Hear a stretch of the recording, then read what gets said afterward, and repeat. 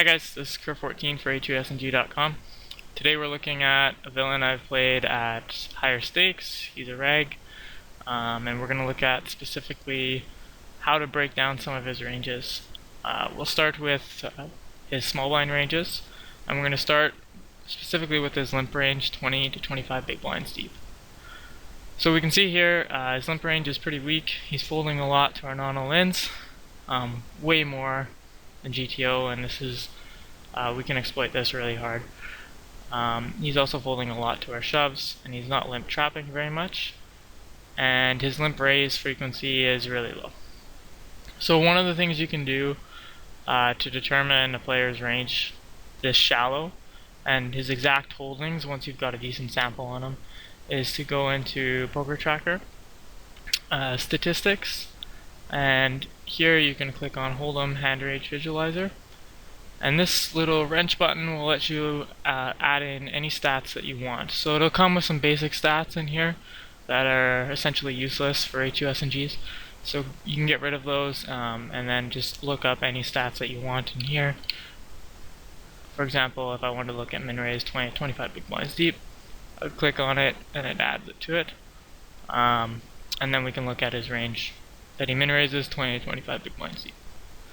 I already have all my stats in here, so there's no need to do that. We're looking specifically at his limping range. We can see most of his limping range is these weak offsuit hands. He's also limping some pocket pairs, likely to shove over ISOs. And he's limping some weak ace-x, and sometimes he's choosing to limp some Broadway hands. And this just might be because I've been ISOing him quite a bit. But he also sticks these Broadway hands in his min-raise range quite a bit too. So we're going to talk about how to exploit that range. So I'll bring up coffee calcs here. So if we go pre-flop, we'll say we're 25 big blinds deep. He's limping. We're in the big blind. And I've already set his limp range in here. I set something like this to be his limp range. The green is 30% of the time, the yellow is 70% of the time, and the blue is 40% of the time. So sometimes I think he just open folds these. His overall VPIP is around 90%, so he's definitely playing them sometimes. And I have a limping frequency of 18.97% here, and his is 18%. And yeah, I chose to include some ace-x. So first of all, we'll talk about hands that we can jam over him. So if this is his range, and we say he's calling off with all of his pairs, ace-x, and we'll say these suited combos, maybe he calls king-queen off too, which even though that's a really bad call. You can see you can jam a lot of hands. We don't really want to do this though. The best hands I think to jam are going to be like these middling ace-x hands over limps, and then some of these bluffs would be okay to jam, like 7-6 off, 8-7 off, 9-8 off, and these middling suited hands would be okay to jam as well. Some of the time you can see like 7-6 suited is doing 25.2 chips better than checking back, assuming we have no equity when we check back, which we know isn't true. We're going to capture some of the pot, so it's probably doing like 4 or 5 chips better than checking back. And it's doing very similar to jamming like king-9 off. So 7-6 suited is very similar to jamming king-9 off, but king-9 off is obviously going to be a much better check back than 7-6 suited. So if we're talking about our jamming range and hands that would jam, obviously you can choose to jam any ace-x, and I mean you can choose to jam a lot of hands. They're all plus EV, but that's not really going to be the max way we want to exploit them. We don't want to change our ISO frequency so that they're really high, because that's just going to make him adjust his range.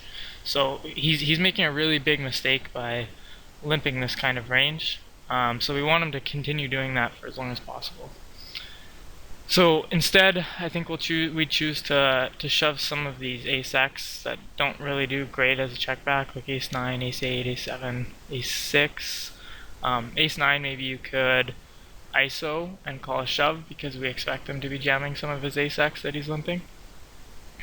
And then you could choose to jam some of these as bluffs, but the EVs of checking them back are probably pretty similar to their jamming equity. But if you are going to choose to jam some hands, I would jam some of these as bluffs. Going to our non-all-in ISO range, so hands I would choose to non-all-in ISO, so I just put in, again, his range here. I'm just going to clear this board. I put in his range of what I think is his limping range.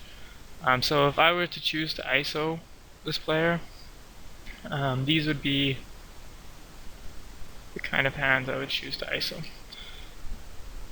So I would choose to check back a lot of my strong hands. And because he's folding so much to a non-all-in ISO, I mean the EV of bluffing with Queen Jack suited is pretty similar to the EV of bluffing with 9-3 off.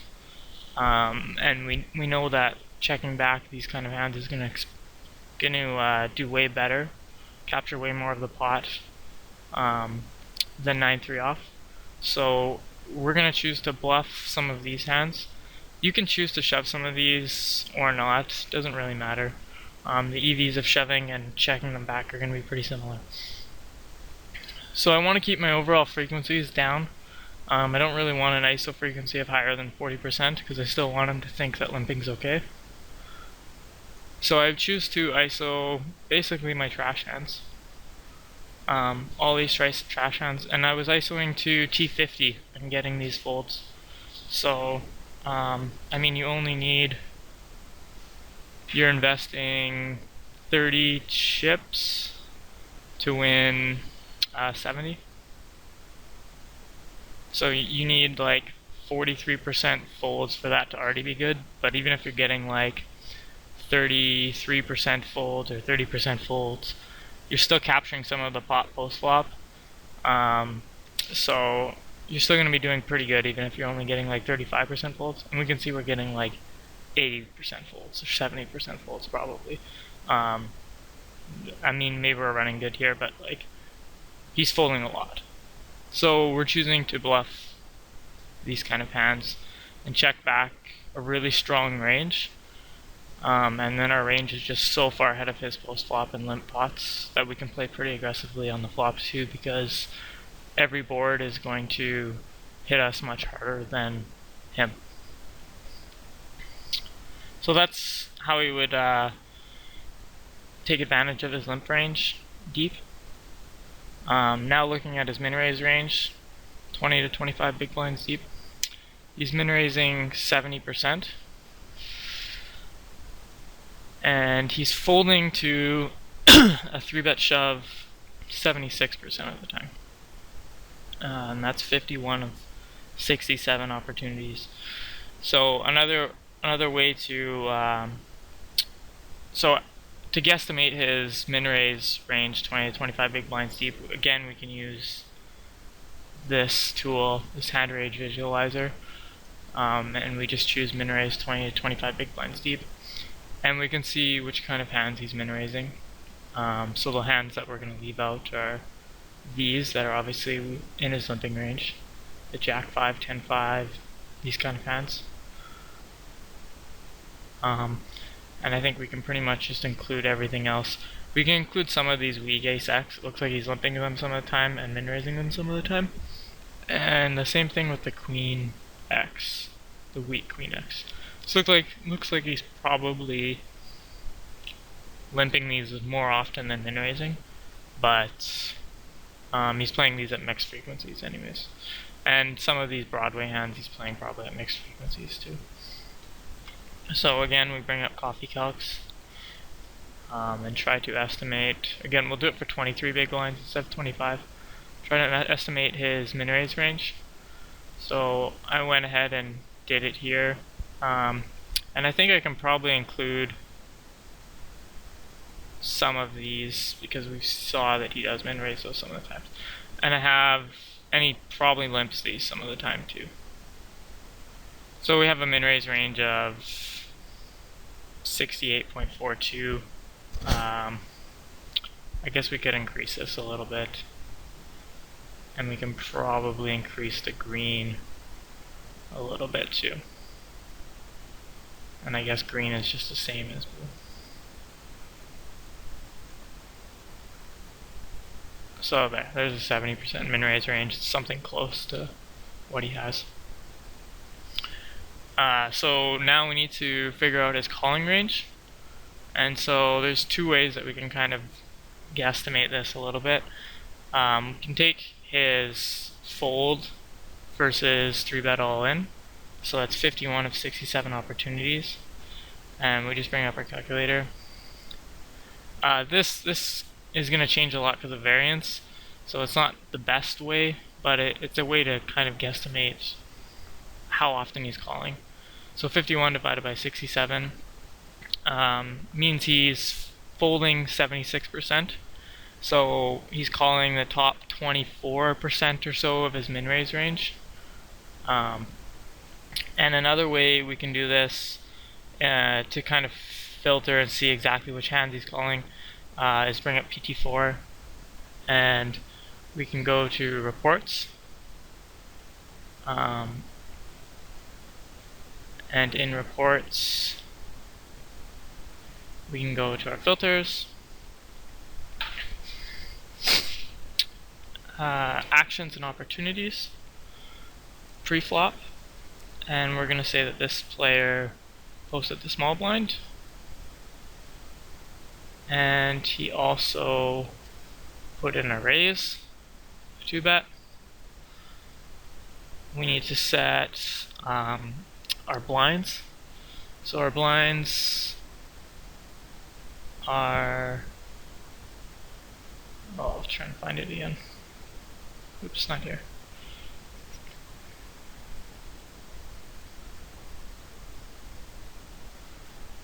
So our blinds are in hand details, pot size, stack depth, pre-flop, and big blinds between. So we're going to put 20 to 25.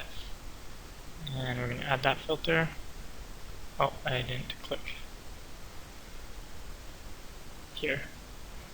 Add that filter. Then we need to add that he called a 3-bet. So pre-flop calls, called a 3-bet. And we also want to make sure that that 3-bet was all in, not a non-all in 3-bet. So in here, somewhere in here is all in, or went all in. So the went all in button was action opportunities, pre-flop calls, went all in. So you can add that one to the filter as well. And then we just save and apply. And this brings up all the times where he raised and called a shove. So you can see his king queen suited, king 9 suited, jacks, ace 5 off. We're mostly looking for the border ones. Ace 4 suited. So yeah. So when we're going to put this into coffee calcs, I think something like this is probably reasonable. Maybe folds 10-9 suited, although that would probably be a good call versus my jamming range. And I don't know, we'll say he calls these some of the time. And he probably calls the bottom ace X even something less often. Maybe this sometimes, and king jacks sometimes. So then we can see he has about an 18% calling frequency out of his 70% min raise. So 0.18 divided by 0.7 gives us about top 26% of hands. So it's a little bit more than he was calling before, but probably something reasonable. So we can see the best hands to 3-bet shove against him. Obviously all of our ace-x is doing really good 3-bet shoved against him. I think we probably still want to flat some of these bottom ones like ace-2, ace-3, ace-4, just so we have some ace-x post-flop against him. And it keeps our 3-bet frequencies down a little bit. The best hands to 3-bet shove, in my opinion, versus him would be some of these, something like this. If we go back, I've saved this range. So this, you can see this is the range that is good against him. 3-bet shoving everything is better than folding against him. Keep in mind this takes into consideration how many chips you're profiting compared to folding, not compared to flatting. So flatting, you only have to realize is a little bit of the pot to do better than folding. So 3-bet shoving, flatting some of these hands is probably pretty similar to 3-bet shoving them as a bluff. But if you're going to choose to 3-bet shove some as a bluff, I think these are your best options to start. 12.7, 9.43, 10 chips start of hand is pretty good. And then with some of these, even 5 chips start of hand is pretty good. These low-suited queens are also doing pretty well compared to their flatting expectation, I think. So that would be like our 3-bet all-in range. Then going back, so this is about 20% of hands. Going back to how he responds to non-all-in 3-bets. So he's folding about 34% of the time, which isn't that often. And he's 4-bet shoving probably pretty similar to the amount that he's calling off a 3-bet shove. But I think he's 4-bet shoving a different range than he's calling off a 3-bet shove. Like when he's calling off a 3-bet shove, he's calling like Jack 10 suited, 10 9 suited some of the time, and he's probably not 4-betting those hands, whereas he's probably 4-betting like weak ace X. So we want to make it a mistake for him to do that. He's also flatting a decent amount. It's around 40%, 39% flats, and he's folding too much on the flop because we're not betting very much on the flop.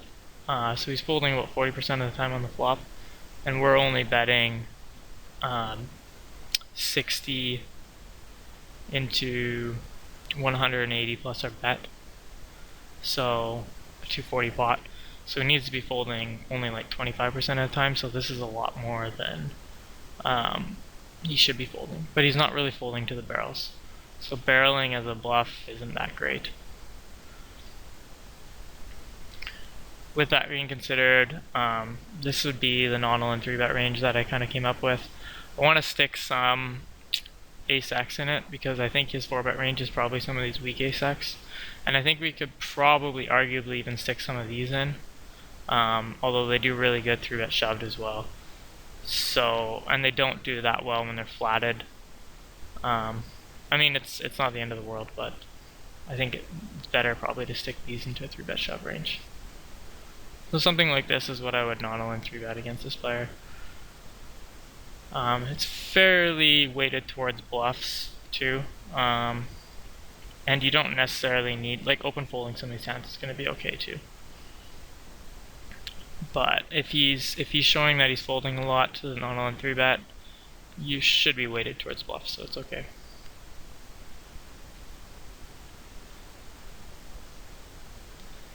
So yeah, that's basically how I would attack his 20 to 25 big blind range. So my flatting range is pretty wide.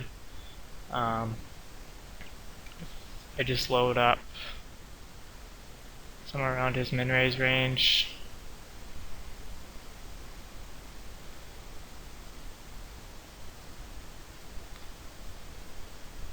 Something like this. So this would be my flatting range here, and we can just go through some hands now, I guess.